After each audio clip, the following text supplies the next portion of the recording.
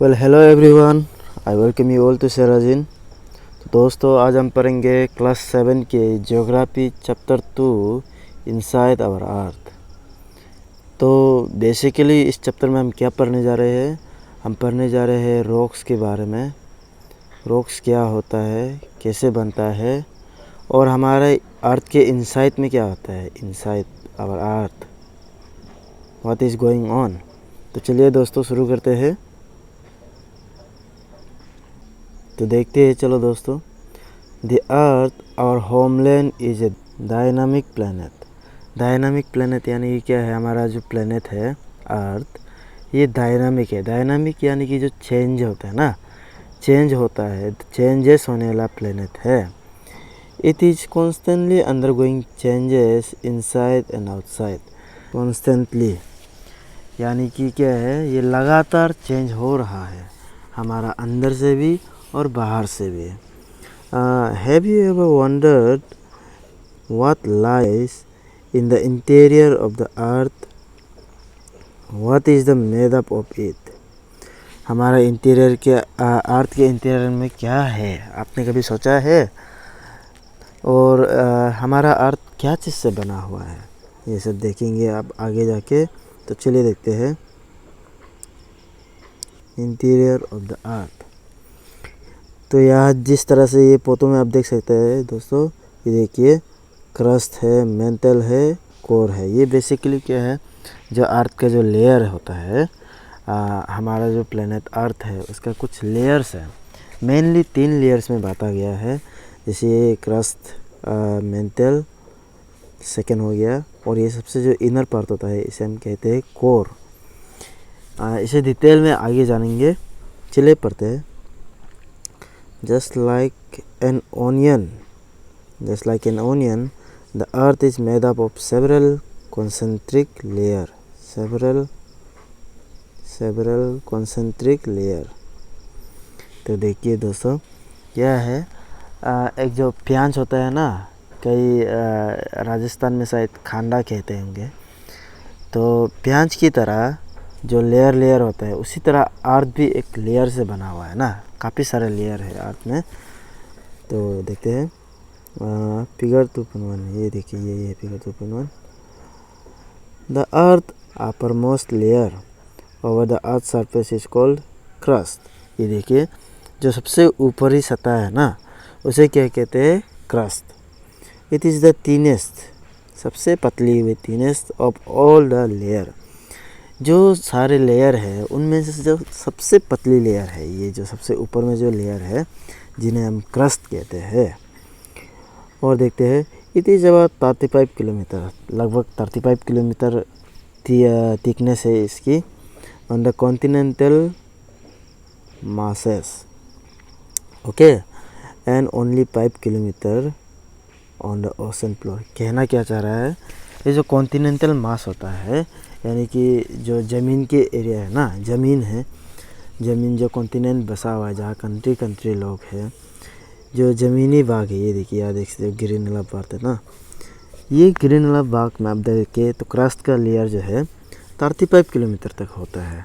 लेकिन उसी जगह पर अगर आप देखिए ओशन फ्लोर पर, यानी कि जो ब्लू, ये जो है ना ब्लू कलर में जो ओशन होता है, पैसिफिक ओशन, आर्कटिक ओशन, ये जो ओशन वगैरह होता है, ओशन वगैरह के फ्लोर से अगर आप नापे तो सिर्फ 5 किलोमीटर है। इतना पतला है हमारा जो क्रस्ट है। क्रस्ट क्या है? जहाँ पे हम रहते हैं, सोते हैं, हर काम करते हैं, जीव जंतु रहते हैं, इसी को क्रस्ट कहते हैं, जो लेयर है, अपर पार्ट ऑफ द अर्थ ना। तो देखते हैं, ये देखिए दोस्तों, ये साइड में क्या लिखा है, डू यू नो? इसी तरह एक बार देखते हैं।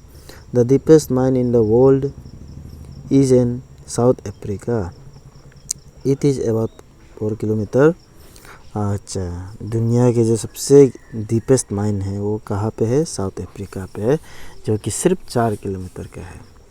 In search for oil engineers have dug a hole about 6 kilometre. अच्छा, जो तेल वगैरह होता है ना, पेट्रोल वगैरह, तो उसके चक्कर में क्या क्या है, इंजीनियर्स वगैरह ने 6 किलोमीटर तक खुदाई किया है। अब देखिएगा, जो माइनिंग वगैरह होता है और जो ये तेल का जो माइन होता है, वो दोनों अलग अलग चीज़ होते हैं। To reach to the centre of the earth which is not possible. देखिए ये हल्का है, विच इज़ नॉट पॉसिबल यानी कि वहाँ जाना इम्पॉसिबल है, अर्थ के अंदर सेंटर पे जाना impossible. You will have to dig a hole of 6000 kilometre. आपको अर्थ के अगर सेंटर तक पहुँचना है ना, तो आपको 6000 किलोमीटर अंदर गड्ढा खोदना पड़ेगा, जो कि इम्पॉसिबल है। Deep on the ocean floor, वो भी ओशन फ्लोर पे, यानी कि जो समुद्र है ना, समुद्र के अंदर से वहाँ से खुदाई करेंगे तो आपको 6000 किलोमीटर करना पड़ेगा। अदरवाइज़ अगर आप कॉन्टिनेंटल एरिया से करेंगे, ज़मीन से ही करना शुरू करेंगे, तो उससे भी काफ़ी गहरा खोदना पड़ेगा। तो देख लेते हैं आगे। The main mineral constituents of the continental mass are silica and alumina. It is thus called Sial. C means silica and L means alumina. Okay, तो जो मेन मिनरल्स पाए जाते हैं, मिनरल्स क्या है ये आगे जानेंगे हम। जो क्रस्ट में पाया जाता है ना कॉन्टिनेंटल एरिया में, वहाँ क्या क्या मिलता है, सिलिका एंड एलुमिना, ये दो मिनरल्स मेनली पाया जाता है। इसीलिए शॉर्ट फॉर्म में इसे क्या कहते हैं, सीएल ना। सीएल में जो SI है सिलिका है, और जो AL है एल्यूमिनिया है। इसे आप तो देख लेना, ये साइंस का टर्म है। होते हैं आप इस डायग्राम के माफिक आप देख सकते हैं। ये देखिए, इसे कहते हैं कॉन्टिनेंटल क्रस्ट और इसे कहते हैं ओशनिक क्रस्ट, यानी कि इसे ही ओशन फ्लोर कहता है ना। ये देखिए, अगर आप ज़मीन पर देखेंगे तो आपका सबसे उत्तरी सतह क्या होगा, ये पार्ट होगा। लेकिन आप उसी जगह समुद्र पर देखेंगे तो देखिए ये तो नीचे है, देख रहे हैं ना, उसे कहते हैं ओशन फ्लोर। चलिए आगे देखते हैं। The oceanic crust mainly consist of silica and magnesium. Silica and magnesium यानी कि क्या है, जो ओशनिक क्रस्ट है ना, वहाँ में मेन मिनरल्स क्या क्या पाया जाता है, सिलिका एंड मैग्नीशियम। इसे हम शॉर्ट फॉर्म में क्या कहते हैं, सीमा यानी कि SI मतलब सिलिका एंड MA मतलब मैग्नीशियम। ये साइंस, जो साइंस बैकग्राउंड से उन्हें अच्छी तरह से पता होंगे। और देखते हैं, just beneath the crust is the mental. Okay, तो हम नेक्स्ट लेयर पर पहुंच चुके हैं, मेंटल पर, which extends up to a depth of 2900 kilometre below तक। ओके, तो देखिए, इससे पहले क्रस्ट में हमने क्या देखा था, 35 किलोमीटर होता है और ओशनिक फ्लोर से 5 किलोमीटर तक होता है ना। तो उसे हम 35 समझ के चलेंगे, क्योंकि हम ओशन फ्लोर के अंदर नहीं रहता है, हम ऊपर रहते हैं। तो उसके बाद क्या नेक्स्ट लेयर आता है, मेंटल को अगर आप देखेंगे तो मेंटल चला जाता है 2900 किलोमीटर गहराई तक। ठीक है, तो देखते हैं, below the crust the innermost layer is the core with A radius of about 3500 kilometre. Okay, तो मेंटल के नीचे चले जाएंगे तो हमें सबसे गहराई वाला जो लेयर होता है, सबसे अंदर का लेयर, वो क्या है, कोर। उसे क्या कहते हैं, कोर। वो है इनर मोस्ट लेयर, और वो कितना अंदर तक जाता है, 3500 किलोमीटर। 3500 कोई छोटा मोटा दूरी नहीं है। जैसे आप अगर देखिए तो ये सिर्फ हाफ ऑफ द अर्थ होंगे, not even the heart of the अर्थ। उसका जो रेडियस है कोर का लेयर का बात करते हैं, क्या कोर लेयर का जो रेडियस है 3500 है। तो यानी अगर उसका हम डायमीटर देखें तो 7000 कुछ ऐसे हो जाएंगे। और देखते हैं आगे, it is mainly made up of निकल एंड आयरन। ठीक है, तो जो कोर होता है वहाँ पर क्या पाया जाता है, निकल एंड आयरन। ये सब जो हमें बता रहा है, ये मिनरल्स के बारे में बता रहे थे। ठीक है, एंड इज कॉल्ड नाइप कहते हैं शॉर्ट में। NI मतलब निकल एंड EP मतलब फेरस आयरन को कहते हैं। The central core has very high temperature and pressure. ठीक है, तो जो कोर होता है सेंट्रल, वहाँ पे क्या होता है, बहुत सारा प्रेशर होता है और वहाँ टेम्परेचर भी काफ़ी अधिक होता है। तो अर्थ का जो सबसे निचली सतह है यानी कि कोर, वहाँ क्या है, बहुत गर्मी है। चलिए द क्रस्ट, ये दोनों को देख लेते हैं एक बार। The crust forms only 1% of the volume of the earth. और आगे देखते हैं 84% consists of the mantle and 15% of the makes the core. Okay, तो the radius of the earth is 6371 kilometre. Okay, तो देखते हैं, ये देखिए जो हमारा जो क्रस्ट है अर्थ का ना, वो क्या है, सिर्फ 1%, यानी कि बहुत ही पतला लेयर है हमारा क्रस्ट। बाकी 84% जो है मेंटल कंसिस्ट करता है, यानी कि मेंटल सबसे थिकनेस में सबसे हाईएस्ट वाला है ना। मेंटल जो है थिकनेस में सबसे हाईएस्ट है, एकदम 84% का लेता है। और जो कोर बचा है ये 15%, यानी कि 15% का आता है। यानी कि कोर भी इतना मोटा नहीं है जितना कि मेंटल है। मेंटल बहुत ही मोटा है। तो जो हमारा अर्थ का जो रेडियस है, रेडियस कितना है, 6371 किलोमीटर, यानी कि उसका डायमीटर कितना होगा, 12,742 किलोमीटर। इतना रेडियस डायमीटर है हमारा अर्थ का। देखो ये डायमीटर भी है ना, ये डिपेंड करता है आप किस लेटीट्यूड पर हो, क्योंकि लेटीट्यूड के हिसाब से भी आपका डायमीटर कम ज़्यादा होता है। इसके बारे में आप बाद में जानेंगे। पहले देखते हैं इस चैप्टर में क्या है। आगे देखते हैं ये रॉक्स एंड मिनरल। ठीक है, तो अब हम पढ़ेंगे रॉक्स एंड मिनरल्स के बारे में। रॉक्स क्या है ये जानेंगे, आते कहाँ से है। और देखिए शुरू करते हैं। The earth crust is made up of various types of rocks. ठीक है, जो अर्थ का जो क्रस्ट है ये पत्थरों से बना हुआ है, रॉक्स से बना है। Any natural mass of mineral matter that makes up the earth crust is called rock. जो हमारा जो अर्थ में है ना, अर्थ का क्रस्ट में जो है ढेर सारे मिनरल्स वगैरह पाया जाता है, और वो सब क्या होता है, पत्थरों में भी पाया जाता है। तो वो सब पत्थरों से ही बनाया है। तो क्रस्ट क्या है, बेसिकली लेयर ऑफ रॉक है। Rocks can be different colour, size and texture. यानी कि क्या होता है, रॉक्स जो है अलग अलग कलर में हो सकते हैं, अलग अलग साइज में हो सकते हैं, अलग अलग टेक्सचर में हो सकते हैं। ठीक है, तो आगे बढ़ते हैं। There are 3 major types of rocks. Okay, 3 major types of rocks के क्या क्या है ये, igneous rocks, sedimentary rocks and metamorphic rock. तो हम पत्थरों के 3 भाग में बांट सकते हैं। पहला क्या है, इग्नियस रॉक, दूसरा क्या है, सेडिमेंट्री रॉक, एंड तीसरा मेटामॉर्फिक। ये 3 भाग में हम बांट सकते हैं। तो देखते हैं ये है क्या, igneous rock, sedimentary rock, metamorphic rock, ये आखिर है क्या। तो when the molten magma cools, it becomes solid। जो मोल्टन मैग्मा होता है, जो लावा होता है ना, वो जब कूल डाउन हो जाता है, यानी जब ठंड हो जाता है, तो क्या हो जाता है, सॉलिड में बदल जाता है। उससे पहले वो प्लाज्मा में होता है।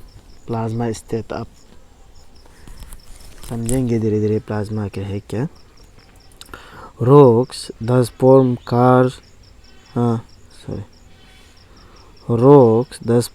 are called igneous rock। उसी पत्थर को क्या कहते हैं, igneous rock। जो सबसे पहला पत्थर होता है ना, जो सबसे पहला पत्थर होता है जो बनता है, जो मैग्मा से बना है, उसे ही क्या कहते हैं, igneous rock। They are also called primary rock। उसे क्या कहते हैं, और प्राइमरी रॉक भी कहते हैं। There are 2 types of igneous rocks। Okay, 2 types of igneous क्या है, intrusive and extrusive।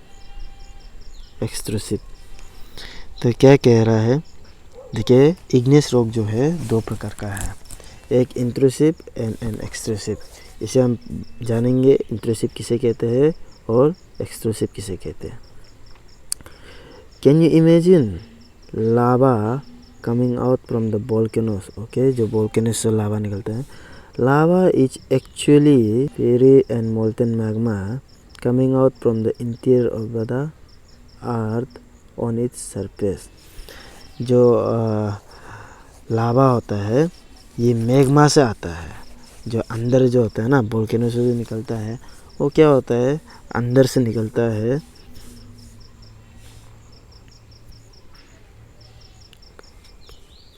ये जो है when this molten lava comes on the earth's surface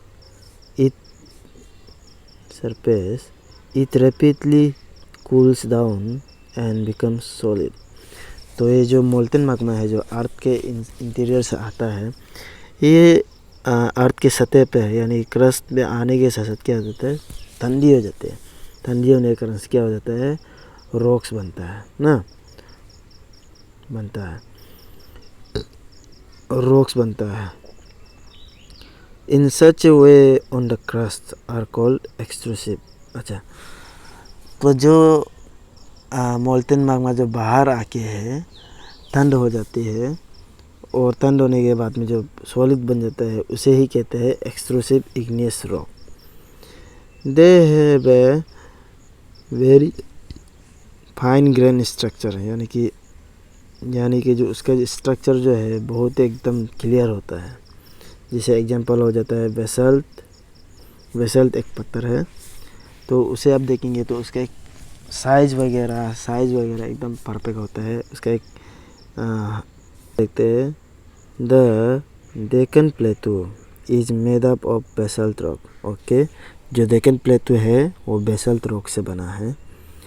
और sometimes the molten magma cools down deep inside the earth, okay, जो molten magma जो कभी कभी बाहर नहीं आ पाता है, बाहर आने से पहले ही अंदर में ही क्या हो जाता है, ठंड हो जाता है ना, वहाँ अंदर में ही जम जाता है। Solid rocks of form are called intrusive, उसे ही क्या कहते हैं, इंट्रूसिव रॉक। जो अर्थ के सतह पे आने से पहले ही अंदर में ठंडी होकर रॉक बन जाता है उसे ही क्या कहते हैं, intrusive igneous rock.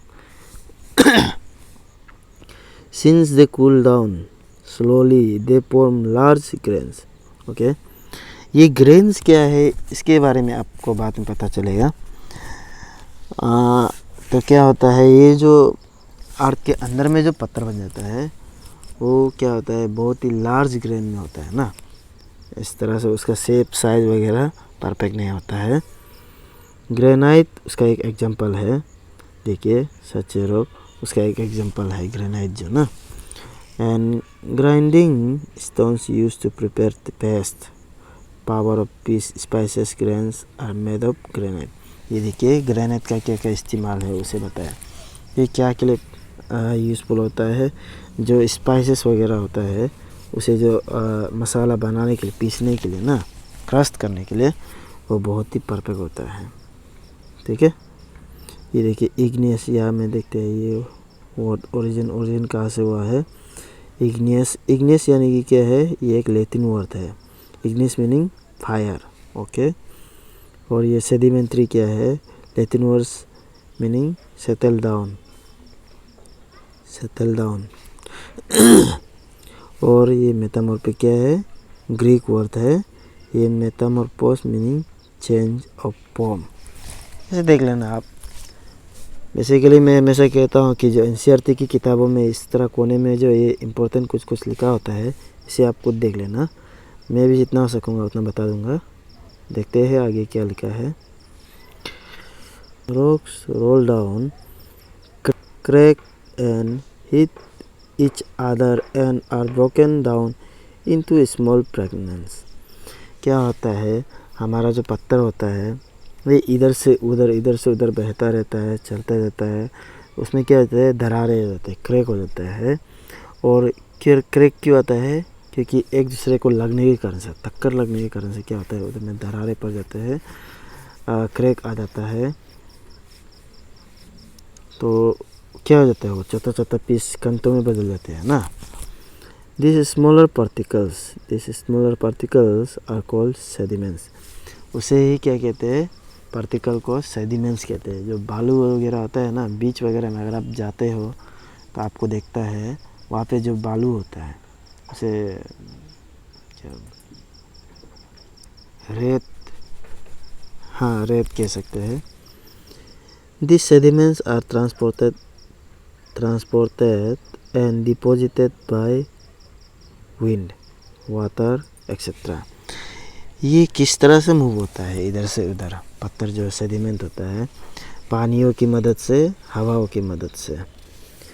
These loose sediments are compressed and hardened to form layer of rock. क्या होता है जो बालू वगैरह होता है, रेत वगैरह होता है, इसे ये क्या होता है समय के साथ में कॉम्प्रेस्ड होता है एंड हार्डन यानी कि जो ठान हो जाता है ना, मजबूत हो जाता है, लेयर को मजबूत करता है. These types of rocks are called sediment rocks. देखिए इस तरह के जो पत्थर बनते हैं उसे ही हम क्या कहते हैं, sediment rocks कहते हैं. For example, sandstone is made from grain of sand. तो सैंडस्टोन होता है, ये क्या से बनता है, सैंड बालू से बनता है ना.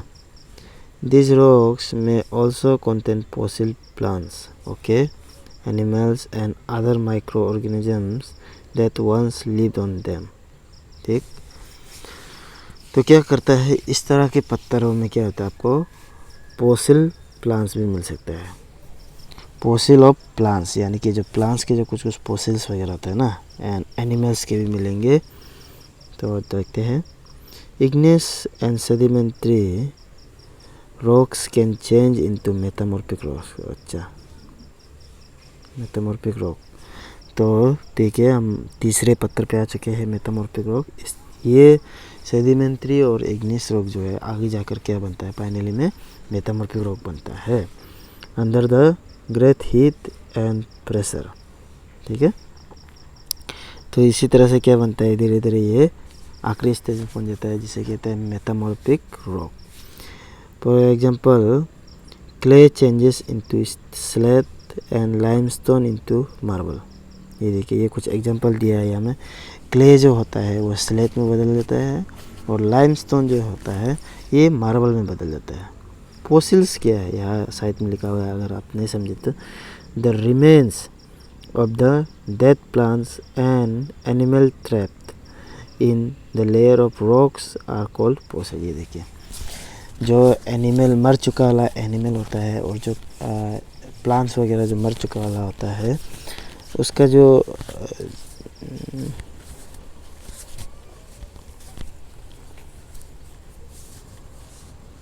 हाँ, वो लोग जो पत्थरों के लेयर में फंस जाता है उसे कहते हैं फॉसिल्स. चलिए आगे देखते हैं. ये देखिए, ये सेडिमेंट्री रॉक है, ये मेटामॉर्फिक रॉक में बदल जा रहा है.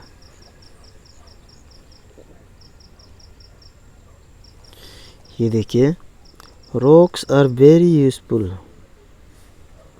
यूजफुल टू अस.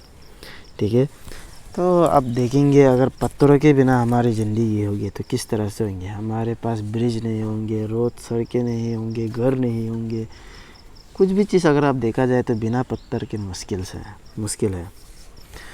मुश्किल ही क्या, मेरे हिसाब से तो नामुमकिन है, इम्पॉसिबल है. इसीलिए यहाँ पे क्या लिखा है, rocks are very useful to us. वो देखते हैं, the hard rocks are use for making roads. ये देखिए, मैंने जैसे कहा, सड़क बनाने में होता है, घर बनाने में होता है, बिल्डिंग बनाने में होता है. You use stones in many games. For example, 7 stone, hopscotch, 5 stone.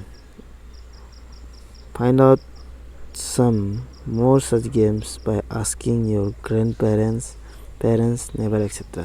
क्या कह रहा है, देखिए, पत्थर जो है हमारे सिर्फ सामान बनाने, घर बनाने में, बिल्डिंग बनाने में सिर्फ इस्तेमाल नहीं होता है, या बल्कि खेल कूद में भी मदद होता है ना. पत्थरों से क्या करता है, गेम्स भी खेला जाता है। जैसे एग्जांपल याद दिया है 7 स्टोन। अगर आपने नहीं खेला होगा तो आपका बचपन बहुत ही बेकार गया होगा। हमारे बचपन में तो हमने खेले हैं। 5 स्टोन खेलते हैं और भी बहुत सारे गेम होते हैं। आप अपने अगल बगल में पूछिए, देखिए क्या क्या खेला जाता है। अपने पेरेंट्स से पूछिए, ग्रैंड पेरेंट्स से पूछिए पत्थरों से क्या गेम खेला जाता है। चलिए ये देखते हैं। Let's do collect picture of some monuments and find out which are the rocks used to build them. Okay, तो पिक्चर से तो कह रहा क्या है, आपको कलेक्ट कीजिए कुछ कुछ फोटो ना, जो इम्पोर्टेंट मोनूमेंट्स वगैरह। मोनूमेंट्स यानी कि जो ऐसे हिस्टोरिकल जो बनाया जाता है बिल्डिंग वगैरह, उन्हें कहते हैं। यहाँ दिया गया है ताजमहल और रेड फोर्ट को। ये देखिए, the red fort is made of red sandstone. जो रेड फोर्ट है ये जो है ना, इसे क्या से बनाया गया है, रेड सैंडस्टोन से बनाया गया है, रेड सैंडस्टोन से। इसके बारे में पता है। और ये जो ताजमहल है इसे क्या किया है, वाइट मार्बल से, यानी कि जो मार्बल होता है ना, वाइट मार्बल से। ये देखिए बहुत ही सुंदर चमकदार होता है Taj Mahal.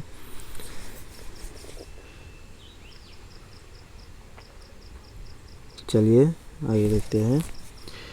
You will be surprised to know that one type of rock changes to another type. Okay, जो एक प्रकार का जो रॉक होता है वही रॉक कहता है अनदर रॉक्स में कन्वर्ट होता है। पता नहीं था तो अब पता हो गया होगा।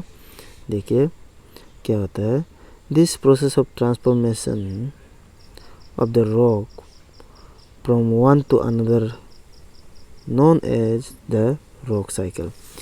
इस जो प्रोसेस होता है ना, जो एक से दूसरी तरह में बदलने मिला, इस प्रोसेस को ही हम क्या कहते हैं, rock cycle. You have already learn when the molten magma cools it solidifies to become igneous rock. चलो ये तो हमने देख लिया।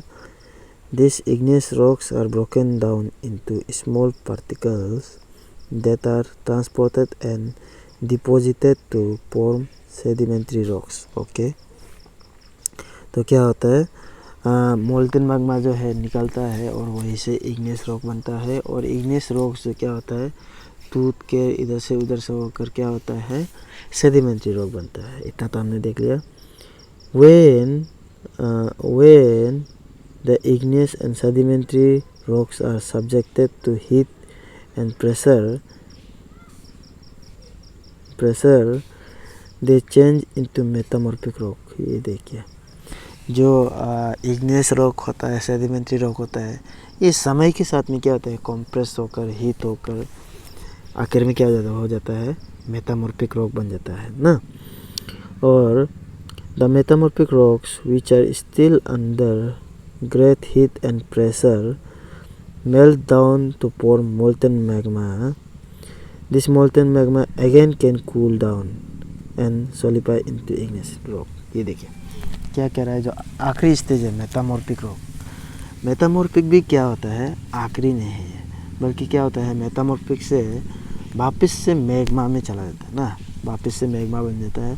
और वही मैग्मा, मोल्टेन मैग्मा, लावा के साथ में, वोल्केनो के इरप्शन के साथ में क्या होता है, ऊपर आ जाता है, अर्थ की सतह पे आ जाता है। और आने के बाद में क्या बनता है, मैग्मा से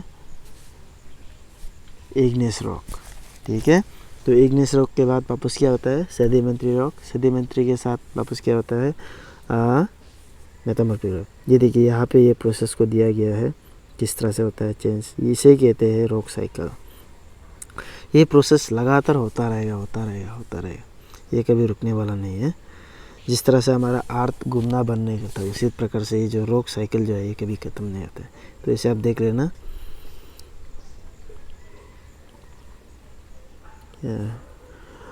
rocks are made up of different minerals.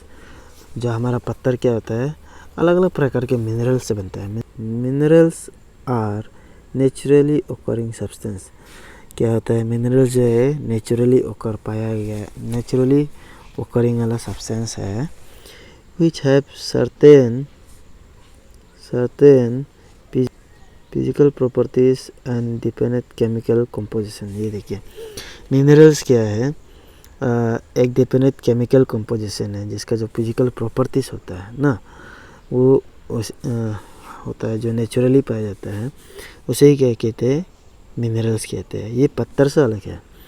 Minerals are very important to humankind. देखिए मिनरल्स तो बहुत ही इम्पोर्टेंट है ह्यूमन काइंड के लिए। Some are use as fuels. कुछ मिनरल्स क्या होता है, फ्यूल्स के लिए इस्तेमाल किया जाता है, जैसे कि पेट्रोल वगैरह होता है ना, कोल वगैरह होता है, जैसे फ्यूल्स। जैसे कि एग्जांपल क्या होता है, कोल होता है, नेचुरल गैस होता है एंड पेट्रोलियम। ये देखिए जैसे का पेट्रोल होता है आपका जो गाड़ी इस्तेमाल करता है उनके लिए, और जो नेचुरल गैस वगैरह होता है, एलपीजी गैस वगैरह आता है ना घर पे जो चूल्हा जलता है, और कोल यानी जो पत्थर होता है उसे कोल को क्या कहते हैं हिंदी में, जो हिंदी में कहते हैं कोयला, iron, aluminium and gold, uranium etcetera. देखिए ये सब मिनरल्स में आ जाता है। इन सभी को क्या होता है, बहुत ही यूज़ होता है इंसानों के द्वारा। तो इतना ही था दोस्तों, ये चैप्टर भी ख़त्म हो चुका है हमारा, चैप्टर 2 ज्योग्राफी के। और ये देखिए आंसर क्वेश्चन मैं बाद में कराऊंगा, फिलहाल के लिए समय नहीं है। तो इसी तरह से हमारा ये चैप्टर भी हो चुका है ख़त्म। ये देखिए इनसाइड अवर अर्थ। तो बने रहेगा इस चैनल में शेराजिन पर। जो लोग नए हैं फिलहाल सब्सक्राइब कर दीजिए और आगे मिलते हैं।